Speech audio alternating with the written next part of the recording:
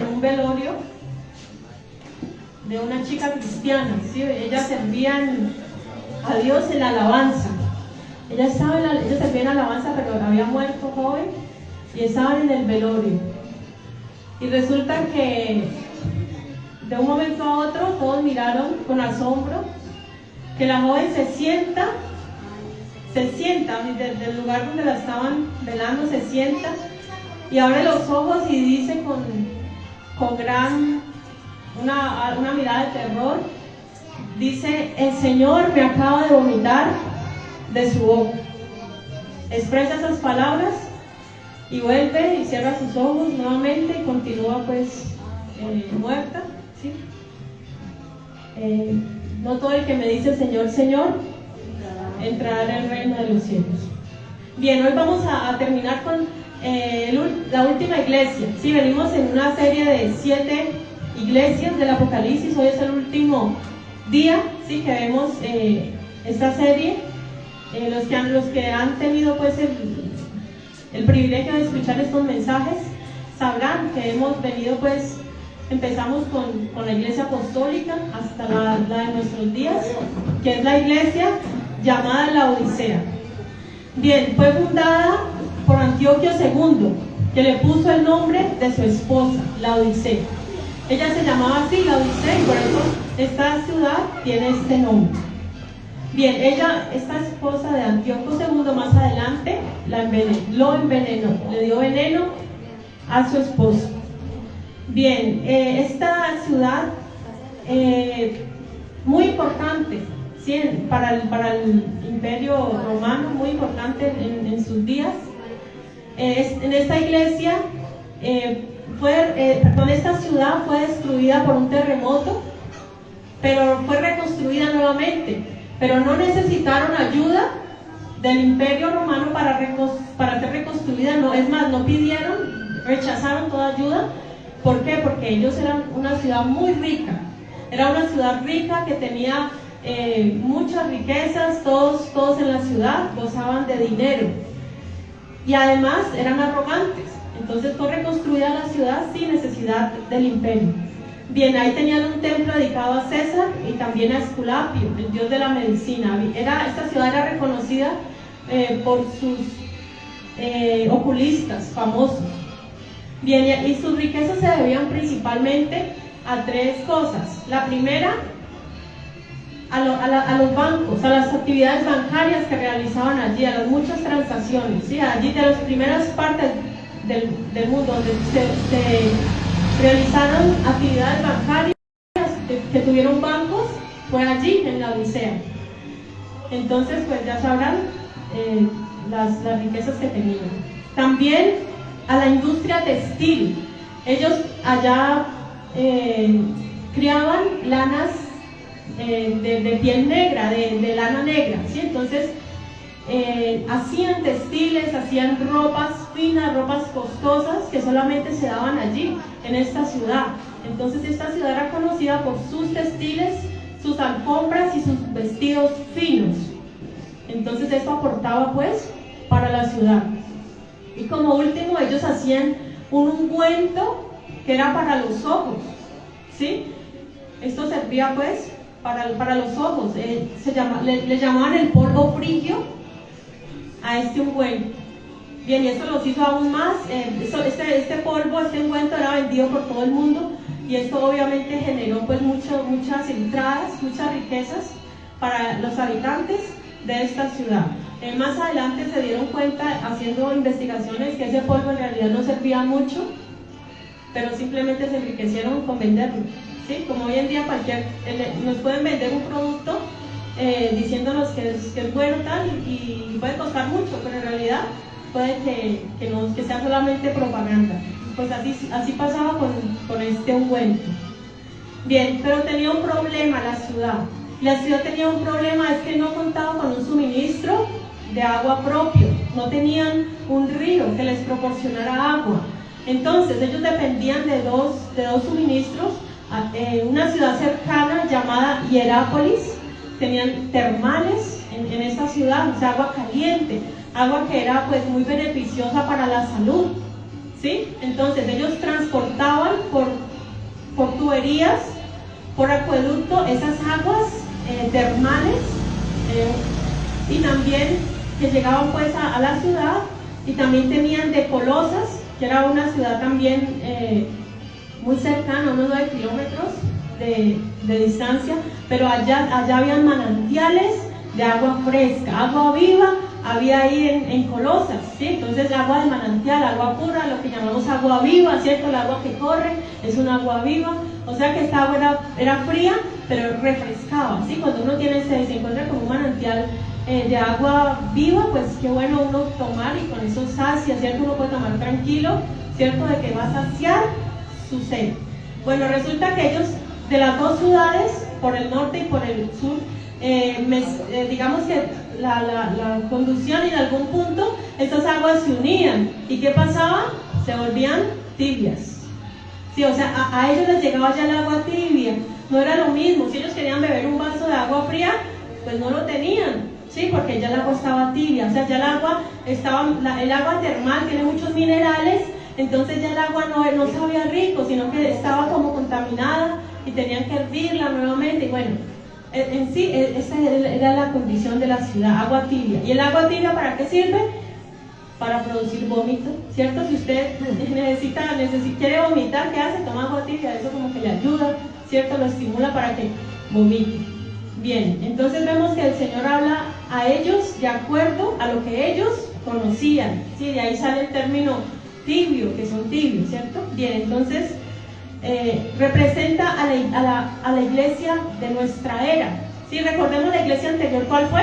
La de Filadelfia. La de Filadelfia era la iglesia fiel, ¿cierto? La iglesia misionera, donde se levantaron grandes hombres de Dios, como Billy Graham, como G.J. Ávila, y estos hombres de Dios que predicaban el evangelio puro, ¿cierto? Hasta los años 2000, pero del año 2000 hasta nuestros días, y hasta el arrebatamiento de la iglesia, va a haber apostasía. Y es lo que estamos viendo, es lo que estamos viviendo. Sabemos que la iglesia de hoy, tristemente, se ha contaminado con la apostasía. ¿Y qué es apostasía? Apostasía es que un día se conoció la verdad, pero ¿qué pasó? Se apartaron. Dice la Biblia que por lucro, como Balaam, si lo recuerdan, que vimos en una de las iglesias, por lucro dejaron la verdad por dinero, por las riquezas. Sí, porque ese es el problema de la iglesia de hoy en día, que están cambiando la verdad de Cristo por las cosas de este mundo, ¿sí? Por lo material, por lo físico, por lo que se ve, por las cosas pasajeras. Eso le pasó a esta iglesia, y es exactamente, aunque nosotros sabemos que esta iglesia ciertamente existió en su momento, sabemos que hoy en día estamos desde los años 2000 hasta la venida, hasta el arrebatamiento de la iglesia. Vamos a vivir toda esta apostasía, ahora más que nunca, aunque siempre hubo apostasía, siempre hubieron falsos apóstoles, ¿cierto? Siempre hubieron falsos profetas, pero hoy en día es lo que más abunda, es lo que más va a abundar. Usted va a cualquier iglesia cristiana de sana doctrina, de nombre, usted se va a dar cuenta que en toda parte ya le van a meter otro evangelio, le van a decir, es que para usted poder ser salvo, se necesita ofrendar tanto, pactar tanto, ¿cierto? O necesita venir a los encuentros, o bueno, muchas cosas, y la gente piensa que están bien. Bueno, vamos allá ahora sí a lo que dice el texto. Dice, versículo 14, y escribe al ángel de la iglesia en la Odisea. Primeramente, el mensaje va dirigido ¿a quién?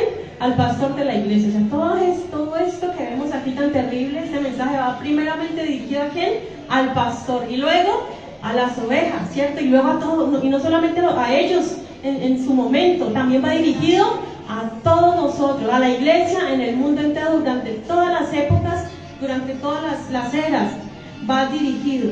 Dice, escribe el ángel de la iglesia en la Odisea. La Odisea significa justicia o juicio del pueblo. Dice, he aquí el amén, el testigo fiel y verdadero, el principio de la creación de Dios, dice eso. O sea, primeramente el Señor manda su carta. Probablemente esta iglesia fue fundada por un hombre llamado Epafras, a través del ministerio del apóstol Pablo, ¿sí? Arquipo, se cree que fue el primer obispo de esta iglesia. Pero aquí el Señor se presenta. ¿Cómo se presenta Él? el amén. Primeramente el amén, o sea que aquí el amén es un ¿qué? Un nombre propio. Nosotros no lo habíamos visto como nombre propio. ¿Qué significa amén? Significa así sea, ¿cierto? Pero aquí lo estamos viendo como la verdad de Dios, como el que dice la Biblia que las promesas en él son en él sí y en él amén. Vamos allá a 2 Corintios 1:20. 2 Corintios 1:20.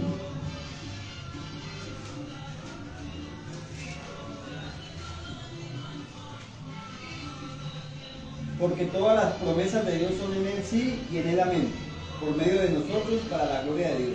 Amén. O sea, lo que está diciendo es que Él es el amén, que si Él dijo algo, Él lo cumple. Él es la verdad de Dios. Él no es como nosotros, que somos a veces de doble ánimo. A veces decimos, sí, yo voy a hacer esto, sí, yo voy a ir, y resulta que no vamos, que no obedecemos. Él no. Si Él dijo algo, Él lo cumple. Él es fiel y verdadero. Dice, primeramente se presenta como el amén, después se presenta como ¿quién? El testigo fiel y verdadero, ¿sí? ¿Qué es un testigo? Alguien que vio algo, ¿cierto? Alguien que, un mártir, también se refiere a un mártir. Entonces dice, Él es el testigo fiel y verdadero, es decir, que en Él no hay mudanza, no hay sombra de variación. Nosotros sí cambiamos, hoy pensamos una cosa y mañana otra, ¿cierto? Así como la chimoltrufia, ¿cierto? Como digo una cosa, digo otra. Así somos nosotros, pero Jesús no. Jesús siempre es el mismo. Él no cambia. Él es el verdadero, Él es el fiel. Podemos tener absoluta confianza en nuestro Señor Jesucristo. Gloria a Dios. Gloria a Dios. Bien, dice el fiel, dice el principio de la creación de Dios. Y ahí este versículo lo han utilizado los testigos de Jehová para decir, si ven que Jesús no es Dios, si ven que Jesús es también una creación, es una criatura, fue creado por Dios, pero ahí no dice que Él sea una criatura, ahí dice, ahí no dice el primero de la creación de Dios, sino que dice el principio de la creación de Dios. Vamos ahí por favor a Colosenses 1:15. Colosenses 1:15 nos aclara mejor qué es lo que quiere decir ahí. ¿Qué es lo que nos está diciendo el Señor allí con el principio de la creación de Dios? Colosenses 1:15 y 16.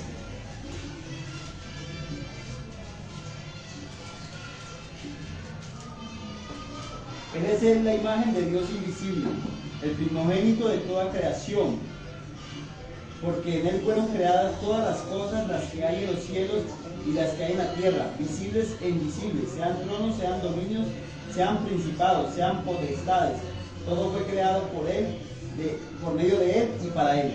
Amén. Ahí lo aclara bien. Si le puso cuidado al versículo, ahí dice bien que Él es el primogénito de la creación de Dios, que todas las cosas en Él subsisten, que todas las cosas fueron creadas por Él y para Él. Eso no quiere decir que Cristo sea una criatura, al contrario, Él es el creador de todo, Él es el soberano del universo. Todo lo que existe, todo lo que ven nuestros ojos fue creado por y para Jesucristo. A Él sea la gloria, a Él sea la honra, el poder y la majestad por los siglos de los siglos. Aplaudámosle al que vive y al que reina.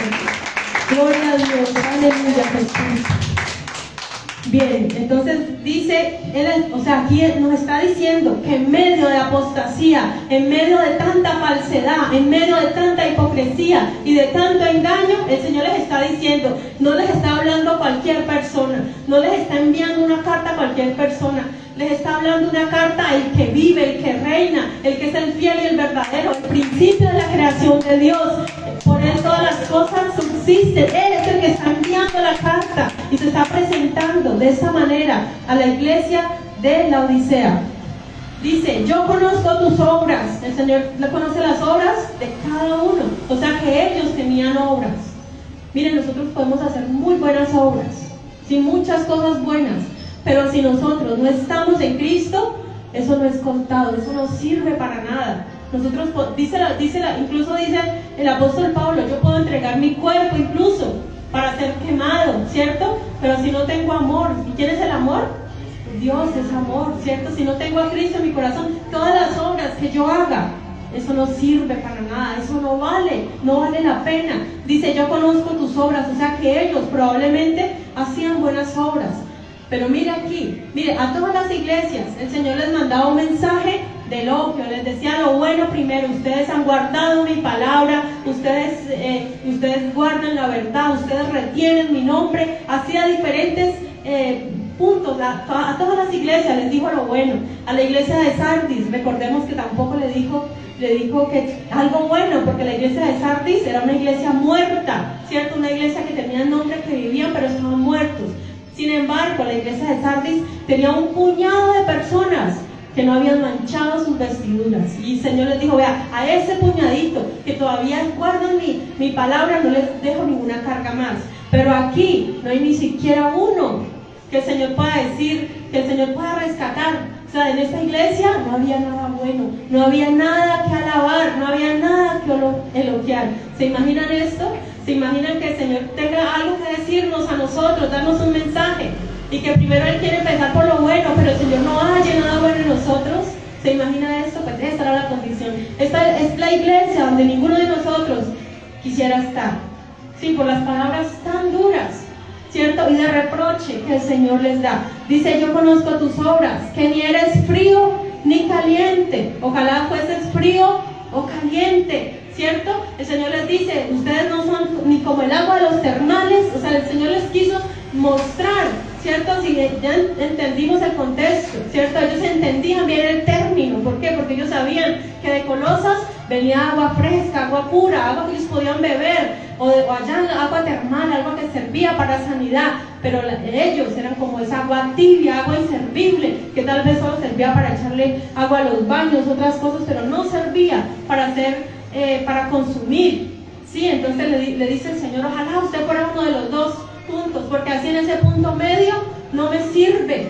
Dice, pero por cuanto eres tibio y no frío ni caliente, te vomitaré de mi boca. El Señor está a punto de vomitarlos, ¿cierto? Como la historia que les di, fue una historia real. Sí, es algo que pasó. ¿Qué pasó con esta joven? Tal vez vivió su vida, no sé mucho de la vida de ella, pero puedo incluir que ella tal vez aparentaba ser cristiana, aparentaba servir a Dios, aparentaba y asistía, ¿cierto? A los cultos, guardaba una apariencia, pero el Señor conoce nuestro corazón. Nosotros podemos engañar a los otros, a los demás, ¿cierto? Y tal vez ahí el pastor tal vez dio su prédica, ya se fue derechito para el cielo, ya está con Dios. Pero aquel que pesa los corazones es el que conoce realmente nuestra condición espiritual. Dice la Biblia que a Él tenemos que dar cuenta y que todas las cosas están desnudas ante Dios. Si no podemos tratar de engañar al Señor, a ustedes los podemos engañar, ustedes nos pueden engañar a nosotros, pero a Dios nadie lo engaña, de Él nadie se escapa. Por eso está el Señor diciéndole, si ustedes creen que están bien, ustedes son una iglesia rica, una iglesia que no les falta nada. Esa iglesia tal vez tenía un gran templo, tenía un gran parqueadero, sí, tal vez todos los hermanos llegaban en auto de primera, sí, la alabanza tal vez excelente, los músicos, había cómo pagarles, mejor dicho, había todo. Esa iglesia físicamente, monetariamente, no necesitaba nada. Era una iglesia que todo lo tenía, ¿cierto? Pero como eso pasa hoy en día, cuando la gente no tiene necesidad de nada, rechazan a Dios. A mí me pasó una vez, yo creo que ya les he contado esta historia. Yo vivía en el barrio Riberas de Jumbo, había un profesor, y yo a cada casa, casa por casa, yo quería ir a compartirles de Cristo, al que me abriera la puerta, porque no todos me dieron la oportunidad de entrar. Y recuerdo que le dije, mire, ellos tenían unos hijos chiquitos, ambos trabajaban, estaban económicamente bien, y yo le dije, permítame entrar, quiero compartirle el evangelio. Me dijo, no, mire, nosotros somos una familia buena, que estamos bien económicamente, nuestros hijos están siendo bien educados, nosotros no necesitamos del evangelio, pero vayan allá los drogadictos, vayan allá, que ellos sí necesitan. ¿Qué pasó? Él no creyó que tenía necesidad. Y así somos nosotros, cuando estamos bien, cuando tenemos trabajo, ¿cierto? Aquella persona que es profesional dice, no, yo tengo mi trabajo, yo no necesito de Dios, no necesito buscar a Dios. ¿cierto? Y eso nos puede pasar a nosotros, que creemos que porque todo está bien, y a veces pensamos que las bendiciones, que la prosperidad económica es bendición de Dios, ¿cierto? A veces decimos, no, yo como soy bendecido, yo no soy arruinado, yo estoy bien, pensamos que es bendición de Dios, pero nos damos cuenta aquí de que no siempre es así, no siempre las bendiciones, la prosperidad económica es bendición de Dios, no siempre, a veces es una falsa, es un engaño, es una apariencia, es como una burbuja. Bien dice, te vomitaré de mi boca. El Señor todavía no los había vomitado, estaba a punto de hacerlo, ¿cierto? Dice, versículo 17, porque tú dices, yo soy rico y me he enriquecido y de ninguna cosa tengo necesidad. Ellos decían a sí mismos, nosotros estamos bien, ¿qué nos hace falta? No nos falta nada, aquí tenemos todo, aquí podemos pagarle al predicador más caro, ¿cierto? Que tenga, aquí lo podemos pagar, ¿de qué tenemos necesidad? ¿Cierto? Cualquier persona, o sea, esta iglesia no era una iglesia de puertas abiertas a todas las personas, allí entraban solamente gente exclusiva, ¿cierto? Tal vez ellos eran profesionales, tal vez ellos no necesitaban nada aparentemente, ¿sí? Pero el apóstol Pablo dice en otra parte, no hay muchos nobles entre ustedes, ni ningunos poderosos, no son lo mejor de lo mejor, tal vez, pero en ustedes está la gracia de Dios. El apóstol Pablo lo dijo. En cambio para ellos era importante, tal vez que el alcalde de la ciudad, ¿cierto? Tal vez, bueno, contextualizándolo a nuestro tiempo, mira, yo he escuchado a muchos pastores que dicen, no, en mi iglesia se congrega el alcalde, los concejales, y eso lo ven como algo muy bueno. Pero ¿qué pasa? Si ese alcalde y esos concejales no sirven al Señor y solo van de visita, ¿para qué sirve tenerlos a ellos en la iglesia? Si el Señor quiere almas que se salven y no le vayan para el infierno, amados hermanos. Entonces no importa las posesiones, no importa los títulos, eso no importa para Dios. Para Dios importa un corazón contrito y humillado. Eso es lo que podemos sorprender a Dios, podemos impresionar a Dios, pero ¿cómo? Con nuestra actitud, con nuestro corazón humillado. De esa manera sí impresionamos a Dios, no de otra manera. Si hoy en día incluso he escuchado predicaciones, quiero impresionar a Dios, traiga una grande ofrenda, que así como de grande será tu ofrenda, así mismo vas a recibir tu milagro. Y las personas creen en esto, las personas creen que a Dios se puede impresionar con lo material, pero Jesús nada de eso. Y mire, si Jesús es el dueño de todo, dice que la tierra y su plenitud son hechos por Él, ¿cómo lo vamos a impresionar con algo material? No, a Dios se impresiona con un corazón dispuesto, un corazón humillado. Eso es lo que impresiona al Señor, la fe. Sí, la mujer Sirofenicia, ella impresionó a Dios, pero por la fe grande que ella tenía. Amén. Dice, continuamos en el 17, yo soy rico y me he enriquecido y de ninguna cosa tengo necesidad. Y no sabes tú que eres un desventurado, miserable, pobre, ciego y desnudo. Imagínense qué elogio, ¿cierto? Para una iglesia, que el Señor nos diga todo esto. Qué tremendo, ¿cierto? Primeramente, ustedes están bien vestidos, ¿cierto? ¿Por qué? Porque allá en su ciudad hacen las mejores prendas, las prendas de marca, esas exclusivas, esos trajes, hoy en día, ¿cómo se llama el traje? El smoking, ¿cierto? Exacto, todos esos trajes finos que valen mucho, ¿cierto? Los zapatos así estaban hechos, ellos llegaban así, contextualizando pues a nuestro tiempo, ellos llegaban así a la iglesia, ellos estaban súper bien vestidos, ¿sí? Pero el Señor les dijo, pero para mí, ustedes son desventurados. Es decir, desventurado, ¿qué es? Lo contrario a bienaventurado. ¿Qué dice la Biblia? Bienaventurados, ¿quién? Los de limpio corazón. ¿Por qué? Porque ellos verán a Dios. Bienaventurados los pobres en espíritu. ¿Y qué es ser pobre en espíritu? Es reconocer nuestra necesidad de Dios. Ellos se creían, no necesitamos más de Dios. Ya leí la Biblia. Yo ya leí la Biblia como 3 veces, como 4 o 5 veces. ¿Por qué la voy a leer más si ya la leí?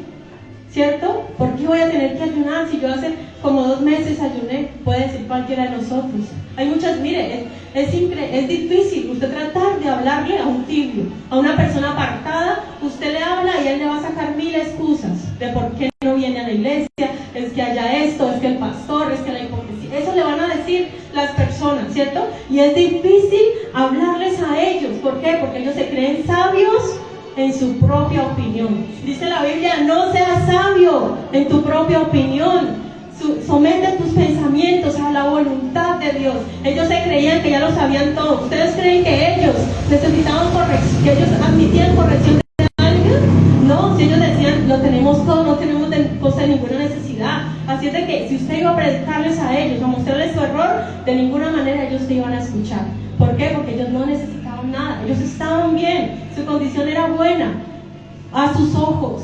¿Sí? Y muchos de nosotros tal vez podemos estar así, podemos decir, yo estoy bien con Dios, yo voy a la iglesia, yo oro, yo doy el diezmo, yo todos los días leo la Biblia, yo no necesito más, yo estoy bien en mi condición. Y ese es el peor pecado, ¿sí? ¿Por qué? Porque si no vemos realmente nuestra condición delante de Dios, estamos tibios, y un tibio al cielo no va, ¿cierto?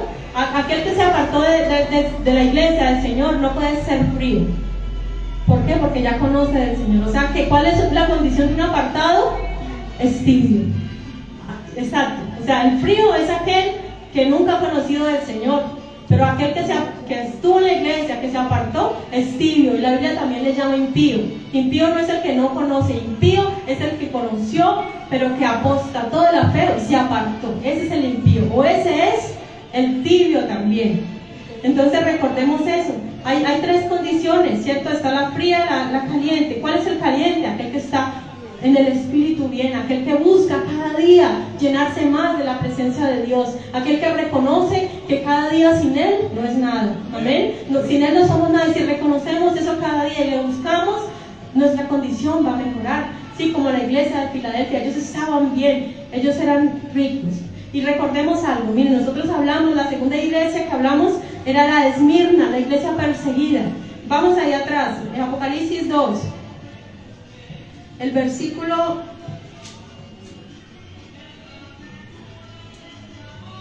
10. No temas en nada lo que vas a padecer. He aquí el diablo echará a alguno de vosotros en la cárcel para que... No, esperen, el 9. Yo conozco tus obras y tu tribulación y tu pobreza, pero tú eres rico, y la blasfemia de los que se dicen ser judíos. Dice, yo conozco tus obras y tu tribulación y tu pobreza. Esta iglesia era pobre, no tenía nada. ¿Por qué? Porque estaban siendo perseguidos por el imperio romano. Ellos sabían que eran pobres, o sea, estaban al punto de la mendicidad. Dice, pero tú eres rico. El Señor le dice, ustedes son pobres económicamente, no tienen mucho, pero para mí ustedes lo tienen todo. ¿Por qué? Porque ustedes están dispuestos a entregar su vida por mí si es necesario. Esa es la verdadera riqueza. Para el Señor no somos, si tenemos dinero, si tenemos un trabajo y estamos bien, tal vez decimos, no, Dios, mírame que estoy bien. ¿Quién sabe? Dios mira el corazón a ver si verdaderamente somos ricos para con Dios o somos pobres. Y aquí yo quiero leer algo. Dice, en los días de gloria del renacimiento papal, un hombre caminó con el Papa y se maravilló del esplendor y la riqueza del Vaticano. El Papa le dijo, ya no tenemos que decir como Pedro le dijo al paralítico, no tengo oro ni plata, ¿sí? El Papa le dijo, ya no somos pobres, ya tenemos todo, no tenemos que decir como Pedro y Juan le dijeron al paralítico, no tengo oro ni plata. Pero el hombre le dijo, pero tampoco puedes decir, levántate y anda. Tremendo, ¿cierto? Ya no tenían ya el poder. Así como el Papa dijo eso, no tenemos necesidad económicamente de nada, no tienen el poder de Dios. ¿Sí? Perdieron ese poder que tenían. Bien, entonces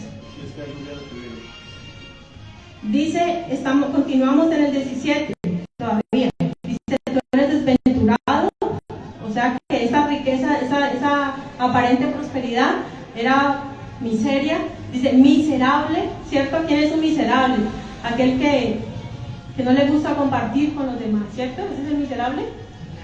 Dice, pobre, ciego y desnudo. ¿Y por qué habla de ciego? Porque ahí ellos se creían que tenían lo que les hablaba al principio, los mejores ungüentos para la vista, ¿cierto?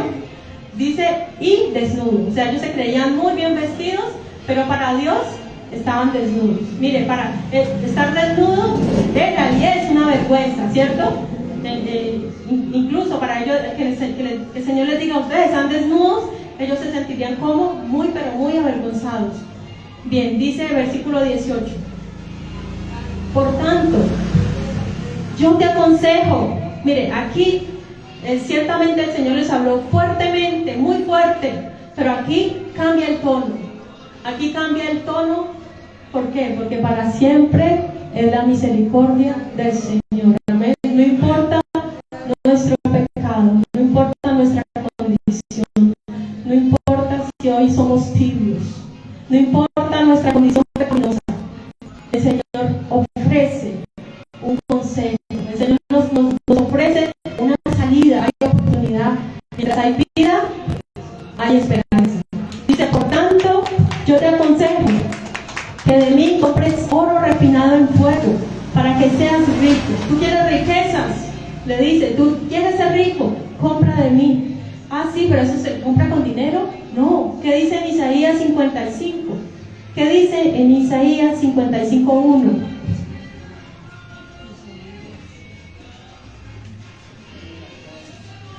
Lo que ofrece el Señor no se compra con dinero. Todos los sedientos, venid a las aguas, y los que no tienen dinero, venid, comprad y comed. Venid, comprad sin dinero, sin precio, vino y leche. Amén. Miren, si hoy usted puede decir: hoy no tengo dinero para comprar tal vez lo que yo necesito, tal vez lo que yo gano no me alcanza para suplir mis necesidades. Pero mire, el Señor está dispuesto a darle lo que usted necesita, y lo mejor de todo es que no es con dinero físico, no son con pesos colombianos, no son con dólares. Dice: a todos los sedientos, venid a las aguas, y los que no tienen dinero, venid y comprad y comed.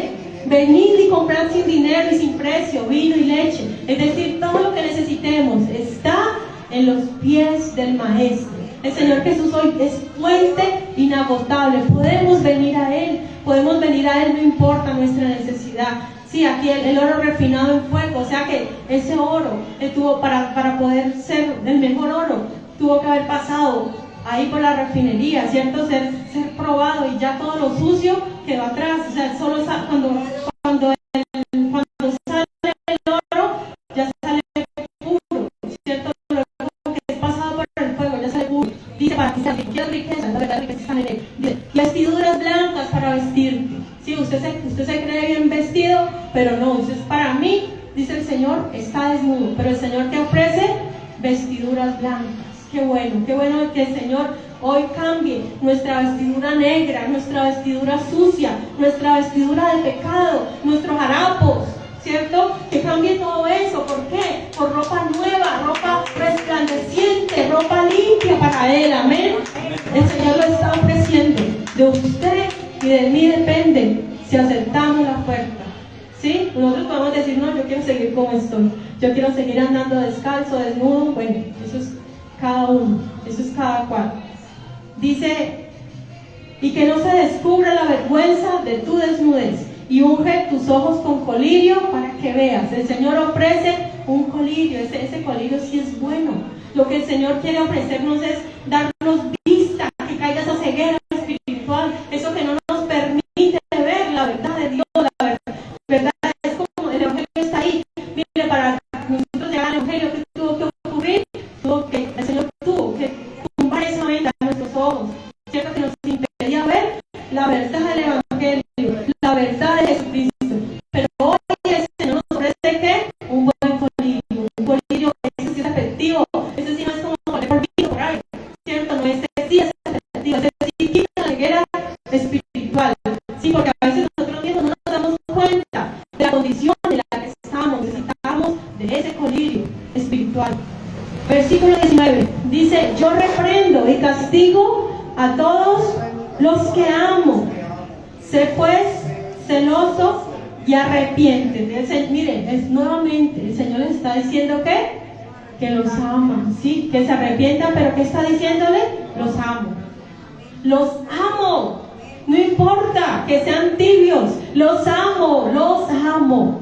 El Señor los ama, amados hermanos. El Señor, su misericordia es para siempre. En los salmos, hay un salmo que dice, su misericordia es para siempre. Y repite varias veces, su misericordia es para siempre. Amén. El Señor les está diciendo, los amo, yo reprendo y castigo. ¿A quién le gusta la reprensión? ¿A quién le gusta el castigo? A ninguno, o sea, a ninguno nos gusta, ¿cierto? A ninguno nos gusta el castigo. Que alguien nos corrija y nos diga, vea, haga esto bien porque lo está haciendo mal. Dice la Biblia que al principio ninguna disciplina es motivo de gozo, no hay alegría. Pero dice la Biblia que después hay que recibirla con amor, con agrado. ¿Por qué? Porque es para nuestro bien. Si el Señor no amara a la iglesia de la Odisea, entonces no le hubiera mandado este mensaje. Porque habían otras iglesias. Estaba por ejemplo la iglesia de Colosas, estaba la iglesia de los Corintios, habían otras iglesias. El Señor escogió 7. ¿Sí? ¿Por qué? Porque sabía que esta era la necesidad, y no solamente para ellos en su tiempo, sino para todos los tiempos, para nuestro tiempo, para hoy. Esa palabra es para nosotros hoy. Sí, no pensemos que era solo la condición de ellos, no, el Señor está hablando hoy a cada uno de nosotros, al corazón, que si hay tibieza, que si hay apatía para las cosas de Dios, el Señor nos ama. El Señor dice, yo los reprendo. Si los reprendo es porque los amo y porque aún los tengo como mis hijos. Aún el Señor nos tiene como sus hijos, amados hermanos, no importa lo malo que hayamos hecho. Bien, dice, sé pues celoso y arrepiéntete. Esa palabra celoso que quiere decir caliente, o sea, caliéntate, ¿sí? Y arrepiéntete. ¿Qué es arrepentirse? Nuevamente lo he dicho, cambiar, ¿cierto? Un giro de 180 grados, que si voy hacia acá, debo seguir hacia allá. ¿Por qué? Porque estoy mal. Ese es el arrepentimiento. El arrepentimiento no es solo llorar, ¿cierto? No es solo eso. El arrepentimiento es cambiar de actitud. Sí, cada uno sabe en qué está fallando. Yo no puedo decirle a usted está en eso, usted debe hacer, no. Dios es el que conoce el corazón, y Dios habla, y Dios nos está hablando a esta hora. Ya depende de usted si escucha o no.